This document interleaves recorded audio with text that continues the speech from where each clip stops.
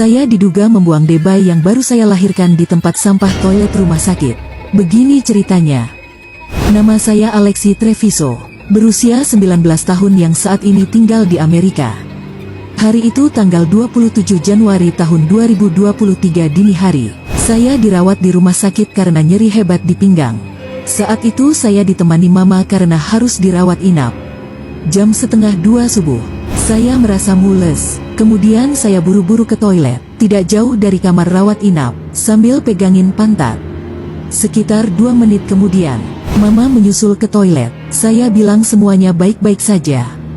10 menit kemudian, mama menyusul ke toilet untuk kedua kalinya, dan tetap saya bilang semuanya baik-baik saja. 5 menit kemudian, salah satu staf menyusul ke toilet. Dia nunggu beberapa menit di depan. 2 menit kemudian, staf yang lagi nunggu disamperin dokter jaga. Dokter nanya apakah pasien masih di dalam toilet. Sekitar 2 menit kemudian, dokter kembali lagi. Staf masih menunggu. Mereka mulai curiga. Kondisi di lorong rumah sakit sudah mulai ramai dengan staf jaga. 1 menit kemudian, akhirnya saya membuka pintu toilet. Dokter langsung suruh saya untuk balik ke kamar.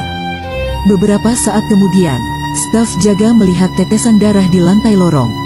Mereka curiga kemudian memeriksa dalam toilet. Banyak kejanggalan di antaranya. Ada tetesan darah dan bau tidak sedap dari dalam tempat sampah. Akhirnya para staf memanggil petugas kebersihan untuk membersihkan toilet. Kemudian petugas kebersihan memanggil beberapa staf jaga untuk bersama melihat sesuatu yang aneh di dalam tempat sampah toilet. Mereka semua terkejut, karena di dalam tempat sampah ada sesosok Debay. Masih segar, masih merah, agak ungu, anggota tubuh lengkap, ada tali pusar. Dokter jaga diberitahu untuk melihat langsung Debay yang ada di tempat sampah. Staf dan dokter jaga berusaha menenangkan petugas kebersihan yang syok, karena dia yang pertama kali melihat Debay di dalam tempat sampah. Saat itu juga pihak rumah sakit langsung menghubungi polisi. Hanya dalam waktu 20 menit, polisi sudah sampai di rumah sakit untuk memeriksa laporan. Polisi bergerak cepat dan berdiskusi dengan dokter dan staf jaga. Kemudian mama langsung diinterogasi oleh polisi di ruang tunggu rumah sakit. Setelah itu 2 polisi naik dan masuk ke kamar.